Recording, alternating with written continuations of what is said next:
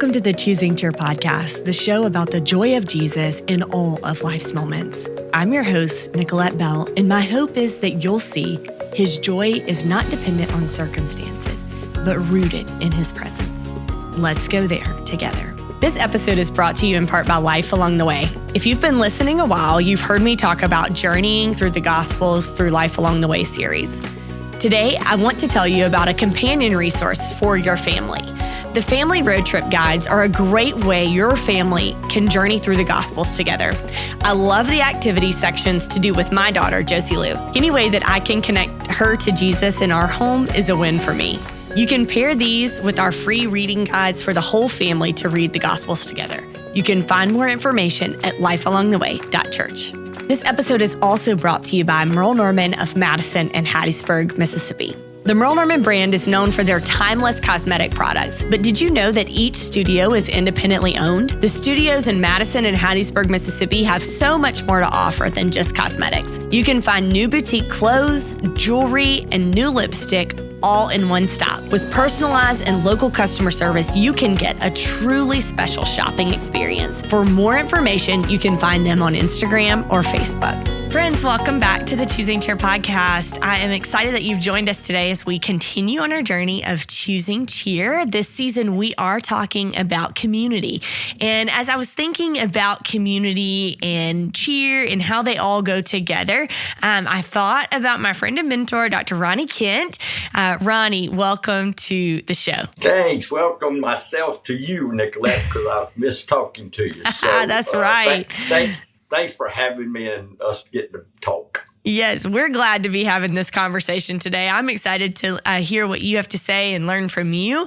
And so, listeners, you're just along with us for this conversation.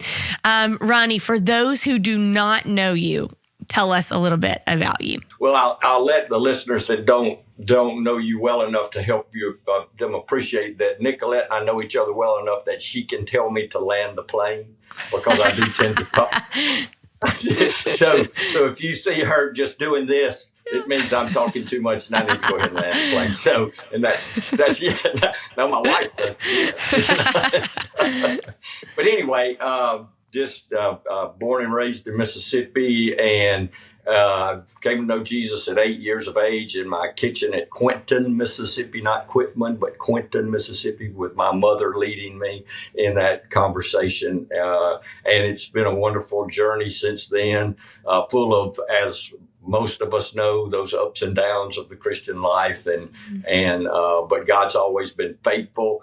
I finished at Mississippi State in biological engineering, went on to medical school in Jackson, and finished a pediatric residency in 1981. My wife and I and my oldest daughter moved to Hattiesburg, Mississippi, where we still live. Well, actually, we downsized and moved to Sumrall, Mississippi. And so a little community. And so I have three children, Emily, James, and Grace. They are married. No, the girl's married okay, but my son married well above his head. And they have blessed us with 10 grandchildren, 7 boys and 3 girls.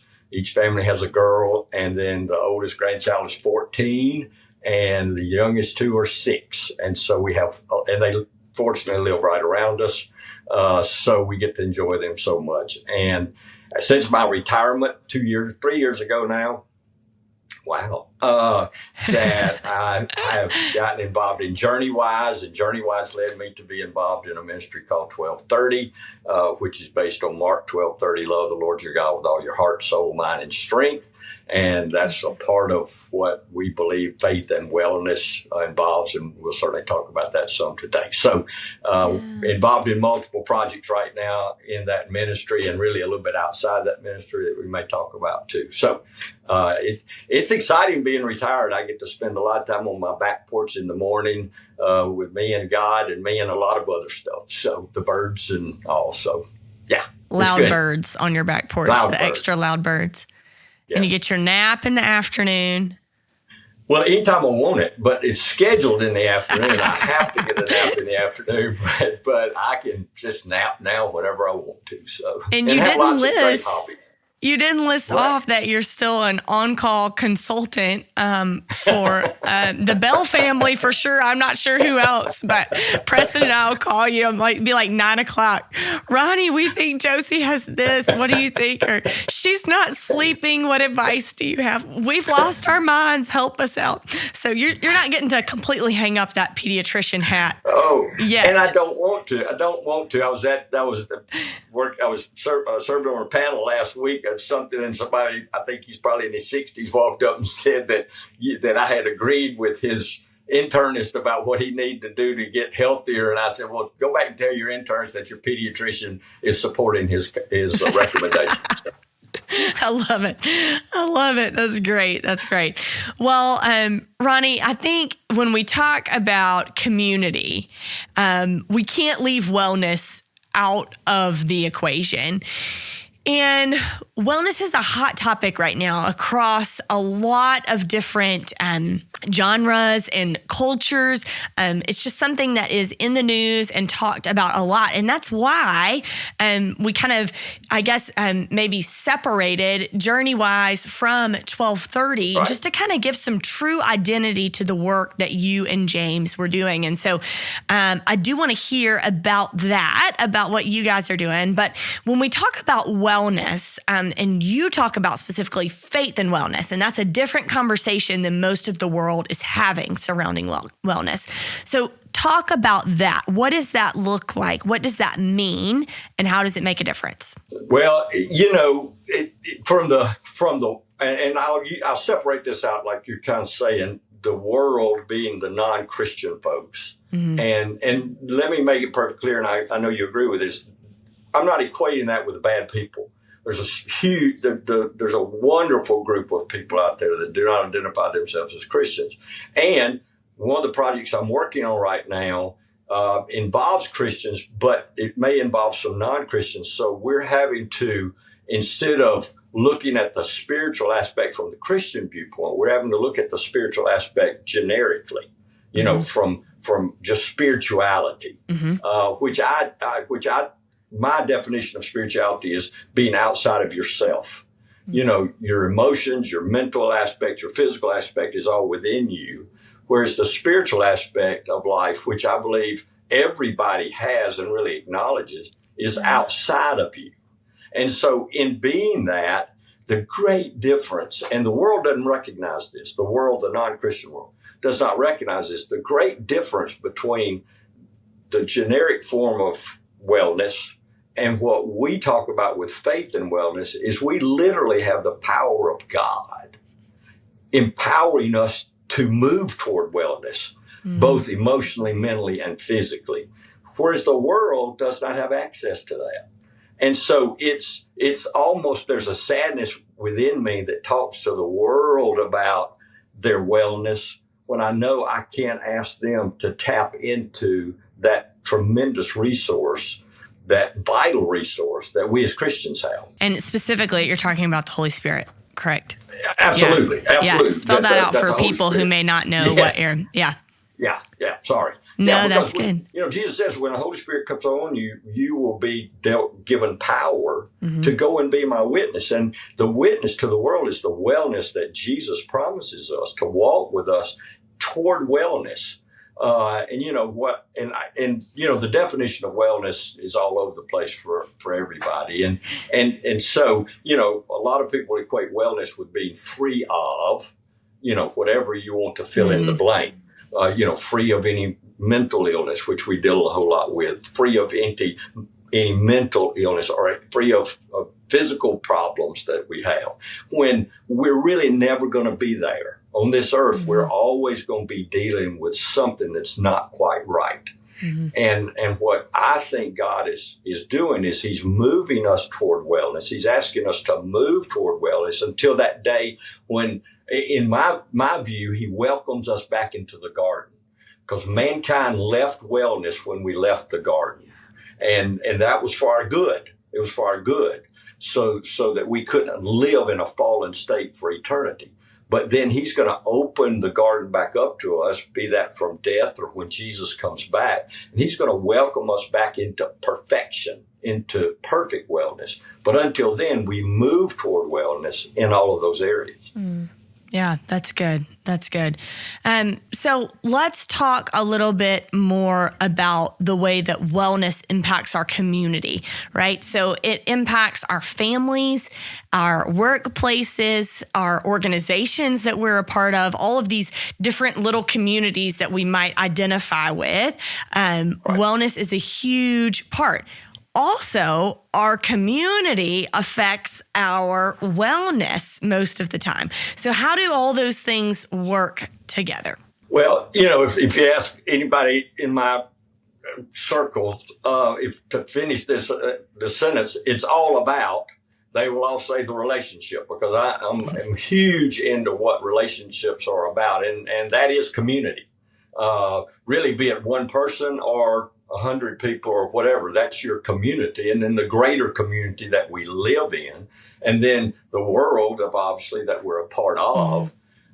So it's in those relationships that it's just like you say, it's back and forth, and I draw great strength from my relationship, number one, with God, then with my family, and then with my small sphere of people that have whether it's for their benefit or not, that I've sucked into my world, into my community, that prop me up all the time.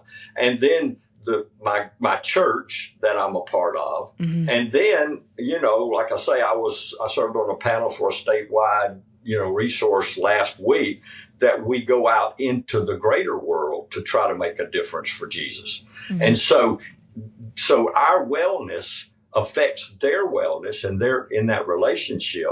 And, I was asked, well, what do you think are the keys to like they ask emotional wellness in that relational part or in that community part? And I said, how would you like all of your friends to have love, joy, peace, patience, kindness, goodness, faithfulness, gentleness, and self-control as they relate to you? And of course, everybody goes, wow, what friends they would be. And that's the fruit of God's Spirit in us that allows us to be such a positive impact on our community. Yeah.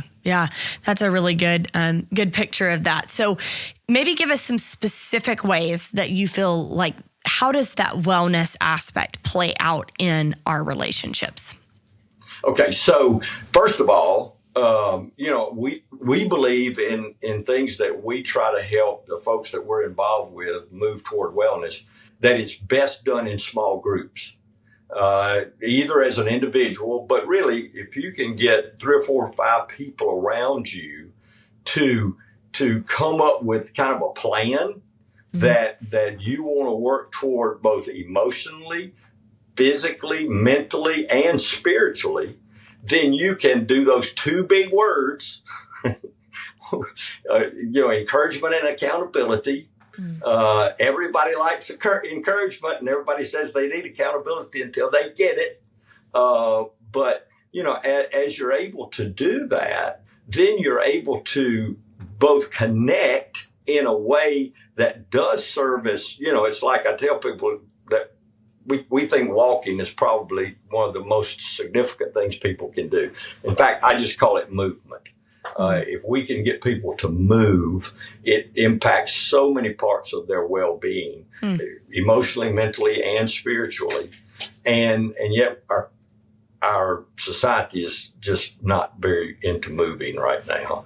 And so, me knowing that there's somebody waiting for me to walk with them is really, really important, much more likely for me to do it regularly than me just getting up doing it by myself. So that's just one small example of it. Yeah, that's really good. So a little bit more about, you brought up those 2 words, encouragement and accountability. Let's kind of flesh those out a little bit, because like you said, we all love the encouragement. We all think we want accountability until we actually have accountability. So how do those things play out to help us in our wellness within our relationships? Well, as you develop relationships, it's not like you want to just walk out the first person you see. You say, hey, would you encourage me and hold me accountable? people, you have to have a deeper relationship with people, and that takes time. And so you have to be willing to commit to both getting to know people and also letting yourself be known by people in that little group that allows them. I have a couple of guys that can speak truth into me that I wouldn't take well from other people, and Right.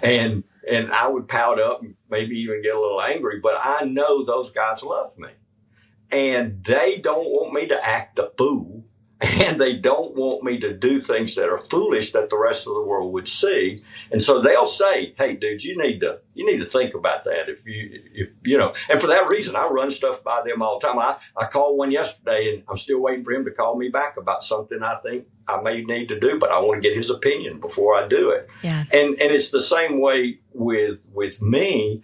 I know how to encourage them maybe in a way that even their spouse doesn't know how to do it. I mean, because we talk about things that we promise we'll never tell our spouses that we're talking about. And that's not because we don't trust our spouse or want to, but there are things that guys can understand that, bless your heart, you ladies will never, and fortunately, it's to your advantage never to be able to understand them. and so the encouragement and accountability has to be, I think, for it to be effective, I think it has to be grounded in committed relationships. And Nicolet, that's the sad reality, is that a large part of our country right now, statistically, even from the Surgeon General reports, they're lonely. And that loneliness produces some very negative things. Obviously, you can think of the emotional and mental aspect, but that loneliness produces a lot of physical problems. And one of the most telling things there's a Harvard study that's been going on for 75 years, and it's looking at wellness or satisfaction with life and that sort of thing. Even this thing carries on to generations. A lot of the people they started with have died, and so they looked at a lot of different parameters about what people said caused them to feel fulfilled in life. And the number one, above their weight, their exercise, their fitness, their financial status, all that sort of stuff, the number one thing above everything else was relationships. And the valued relationships they had were what caused them to enjoy not only themselves, but the community that they lived in. So that in that small community and then the outward community as well, it impacts everything. And that's really good. Okay, so let me ask you, Ronnie, how do we bring the best versions of ourselves to our communities? And maybe that looks like some practical tips to getting started to pursuing wellness. Well, I think that it starts with the spiritual aspect. I think that being in an intimate relationship with God, and there are different ways to define that. And for my personal thing, I have to spend time in God's Word every day. I have to spend time listening to God, which is probably the hardest thing for me to do because just like this, I like to talk and I like to talk to God. So sometimes I think God's up there saying, just be quiet for a minute. I'll talk to you. But, talking to him and sharing my needs and just that praise aspect of worship just with me and him. So I think that it starts with that. And then I think I'm going to talk about three things. Probably it will be on, my wife will put it on my tombstone because I talk about it so much. How you eat, how you sleep, how you move. People do not have a clue as to how significant those three areas are. And those are what I call lifestyle issues. Okay. And here again, our country spends 2 to 3 times more than any other industrialized country in the world on health care. And yet we have poorer health care than any one of those countries statistically. Wow. And 80 to 90%, I'm getting on my soapbox here, see? You can tell me to land a plane anytime. 80 to 90% of the chronic illnesses that we have in our country, 80 to 90%, could be significantly impacted by lifestyle changes. 80 to 90%. So I'm not against medicine. that's what I did for 41 years, and I'm not against medication. I use medication. But I saw in my own practice, as people would adopt the lifestyle issues, how you eat, how you sleep, how you move, that I would try to encourage them. I saw not only did medication work better, but sometimes I actually was able to stop medication.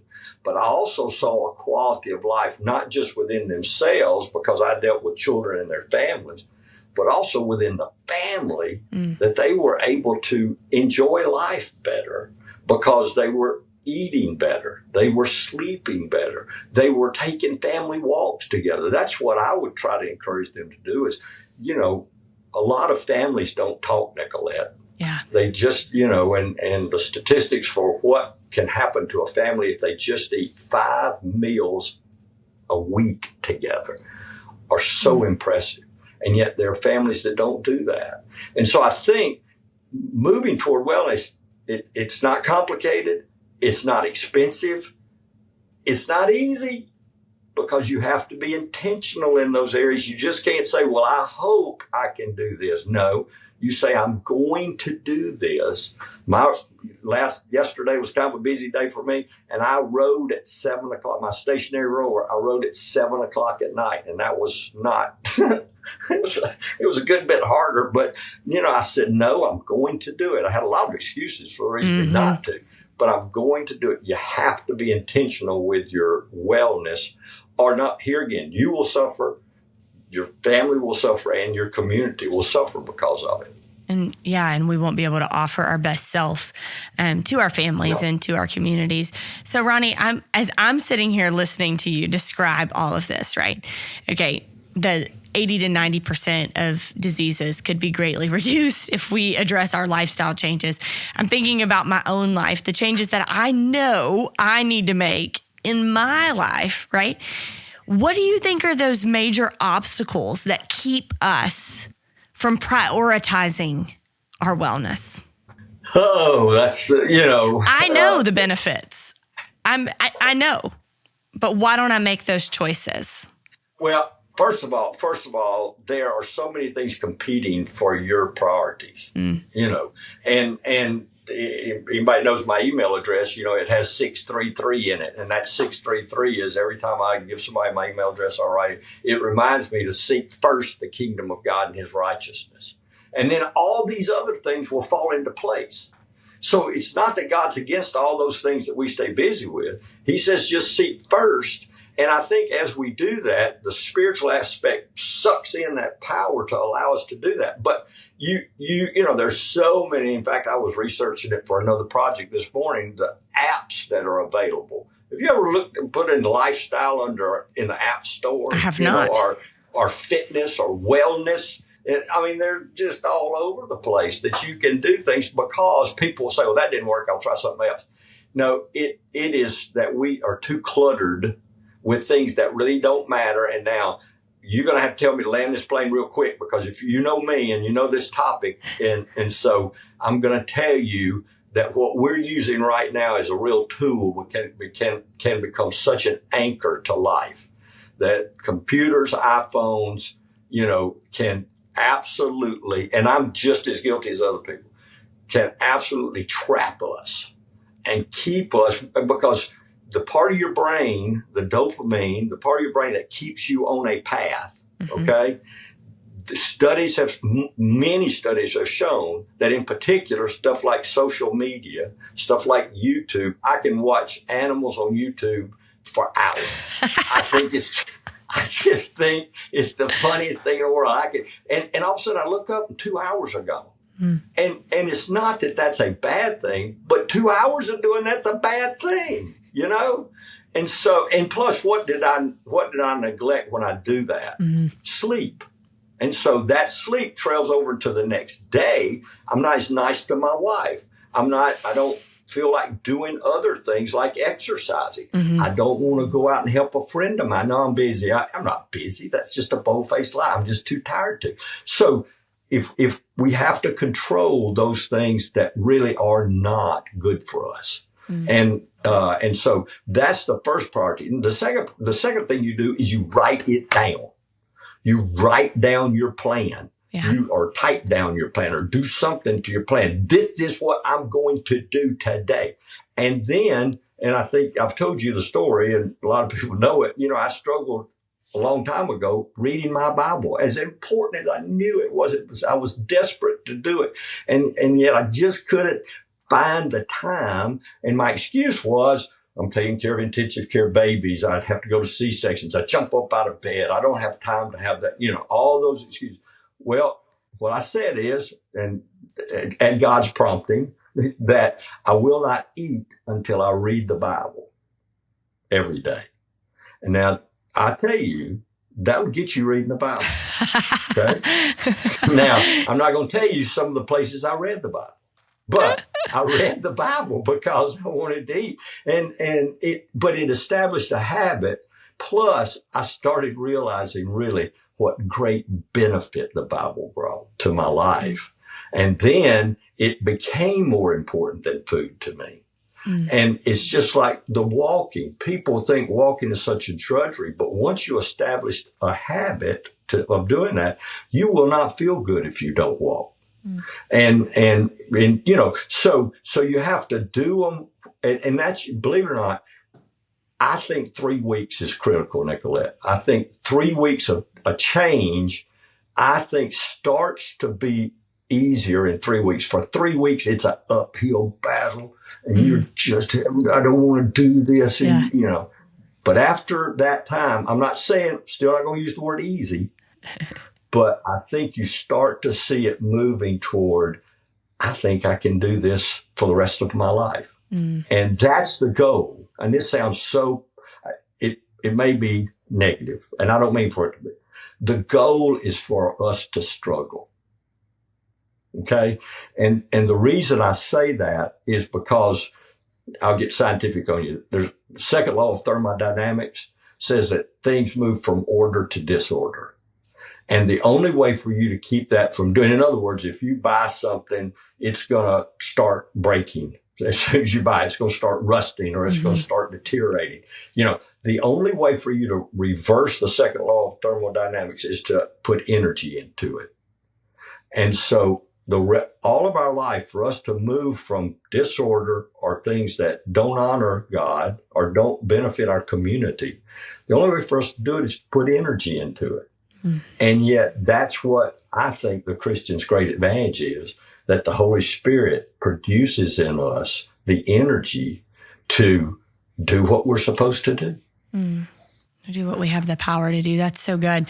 And I think, in hearing you describe that, Ronnie, I think so often we're like waiting for this fabulous diet plan or this great exercise routine. Or for me, it's like, if I could just have time to go to the gym or join that class or whatever. And I'm just hearing you say, like, just walk. Just get out and walk, and just make a little bit better choices about what you eat. Like, it doesn't have to be super complicated or super complex, but just get out and walk. And sometimes that doesn't feel like, that's not Instagram worthy a lot of the time. Like, that's not like worth posting about or talking about, right? But like, we undervalue that.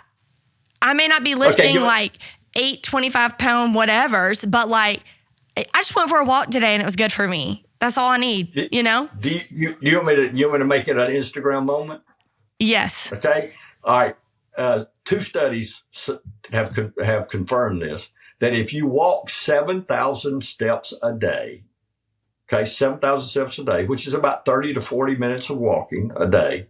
And that's not taking into consideration. I didn't go for a walk yesterday, and I walked 6,900 steps yesterday. And I didn't go for a walk, but I just walked everywhere I went around here.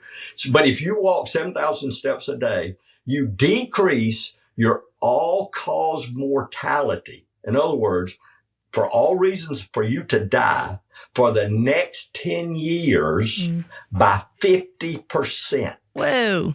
So, and it's prorated. I mean, that doesn't mean you have to do. If you walk 4,000, I try to never have a day that I don't walk at least 4,000 steps. But I try to go 7 to 10 is kind of my goal. And so, just walking here again. Okay. I'm going to give you a real easy nutrition thing. Okay. Cut out sugar as best you can. Okay. Cut out sugar as best you can. Now, Does that mean no sugar? Not at all. Okay. But 75% of our diet, if you go to the grocery stores and get it, is high fructose sugar, high fructose content, because it makes it more appealing. And that's even in non-sweet things like crackers or chips or whatever. So just don't add sugar and do your best. Do your best. Now, here again, don't be fanatical. Don't eat the whole elephant at one time. Do your best to eat non-processed foods. You say, well, I can't do that. I'm too busy. Okay, you got a chance of dying 50% more than other people if you do that. Okay, so it's like I tell people, if you don't have time, then don't stop at the gas station. That takes up too much time. Okay, Right. and see what happens. See if you like walking that much. And then the sleep aspects. Okay, how you eat, how you move, and how you sleep. Just get in the bed earlier tonight than you did last night. 1/3 to 1/2 of the people you meet each day will get less than 6 hours of sleep, which is unhealthy. Okay. So you need to try to move towards 6 to 8. Really 7 to 9 is better, but you do it by going to bed earlier. So that starts with planning your day so that you can go to bed earlier. Yeah. So those three simple little things can significantly improve not only the quality of your life, but the quantity of your life. Yeah. And talk to us just real quick as we wrap up our conversation.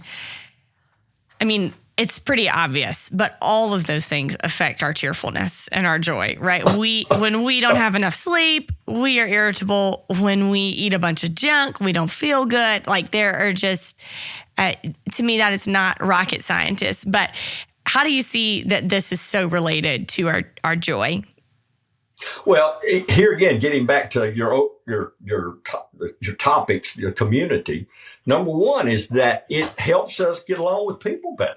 And here again, I think Christ in us is our source of joy, but our relationships, or at least mine, I go out and do things and I get joy from that. But when I do it with somebody, I get more joy. That's from right. that. Yeah. So it's in that sense of community that makes, I hate to say this, but the better you eat, the better you sleep, and the more you move, the more people want to be around you. Right. They want you to be a part of their community. Right. And so you get to experience joy in a way that is relational because you're just better people, and you're able, Nicolet, and I know you know this well, there's a great joy when people minister to you, but when you're able to minister to other people, when you're able to let Jesus walk through you to other people, and wellness causes you to want to do that more, because when we're moving toward unwellness, then we're so concerned about ourselves. In fact, that gets me back to my 1230 ministry. Love the Lord your God with all your heart, soul, mind, and strength, and love your neighbor. And Jesus said the second commandment, great commandment, is just like the first. Love your neighbor as you love yourself. And as you're able to love yourself because you realize how much God loves you, in all 4 of those areas, then it's a natural outflow of that for you to love your neighbor. And that's where the joy really completes itself. Yeah, and he talked about that our joy would be complete and that no one would be able to take it from us in those simple things. And I think, one more thing we can maybe just touch on is I'm thinking about like the season of my life. You walked through it with me, so you were familiar with it. When I had an outside obstacle to my wellness, right? Like I had I don't know if you wouldn't really call it a disease, but something that was going on in my body that was not allowing me to have wellness. Now, I still think in that moment, I mean, I did have to go back to the very, very basics of taking a rest in the middle of the day and eating smaller meals, things like just different things that I could do to improve and help walk back towards wellness. But for some people that maybe have received like a big diagnosis that is impending on their wellness, it can seem all-consuming. When you are sick and you don't feel well, you're absolutely right. It's hard for you to focus on others when you don't even have the energy to do the things that you need to do in your day. And this can be physical illness. This can be a mental illness. But what in those moments, how do we take that step towards wellness or just realize, I think sometimes we feel like in those moments, I would feel like, oh, if I just do these things, then I'll be better. And that just wasn't the case for what I was going through. And that's okay too. God meets us in those places too. So I don't want listeners to hear this and go, man, I'm struck out from this. Does that make sense? Absolutely. And I think we talked about this before we started this podcast, but you ask for help. You ask for help. There are times in your life that if you try to go it alone, you're really gonna, I hate to use the word never, but you're really going to struggle. As I was preparing for this, I looked at some scriptures, and I think this is both a happy and a sad scripture from Ecclesiastes 4:9. Two are better than one because they have a good return for their labor. Listen to this. If either of them falls down, one can help the other up. But pity anyone who falls and has no one to help them up. God knows that we need each other. And it's him living in each one of us that allows us to step outside ourselves to help the people who need help and to hopefully ask for help when we need help. And, some of us struggle with that, Nicolet. Some of us struggle with asking for help. No, not me, Ronnie. Not me for sure. I wasn't talking about two people that were present in this moment, but in fact, I think most everybody does a little bit because nobody likes to admit their little weaknesses or anything. Right. And it's in doing that really true community is experienced, I believe. It's when we both give help and receive help that people are able to experience true community like they did in Acts, in Acts where they talked about the church and what they did to feed each other, instruct each other. They just met all the time because it was so beneficial for them. Well, Ronnie, I was just thinking about it, and I think this is your third time on the podcast. And I just learned something new every time you're on here. Every time I talk to you, I learn something new because you're always reading and learning and growing and sharing what you learn with others. That gives you great joy. And so we're just so thankful for this encouragement that you've shared with us today. Our friends, I just hope that you can gain something from this that would encourage you on your walk towards wellness. And we know that as we become more well, we just get closer and closer to Jesus. There's those things that interrupt us or distract us from him are kind of falling away. And so I don't know about you, but I'm going to make my walking a priority this week. And I'm not over here thinking about that I did not get 6 hours of sleep last night because of my 2-year-old, but I've already had a consult with Ronnie on getting Josie Lou to sleep better. So, we're just working all these things out. But sleep, eating, and movement. Yes, movement. Sorry, forgot. Sleep, eating, and movement. So, Ronnie, thank you so much for joining us today. It's always a joy to have you. And we look forward to hearing more. You've got a book coming out. You've got this new ministry you're working on. So we'll have you back and talk more about those things. That's great. Thanks, Nicolet. It's always a great joy, and I'm full of cheer because of it. Well, thanks, friends. Hope you have a great week. Thank you so much for joining us week after week on the podcast. If you like what you hear, please subscribe to our show and leave a review. It means so much to me and helps us to spread the message of the joy of Jesus. I am so grateful you are on this journey with me. Until next week, cheers.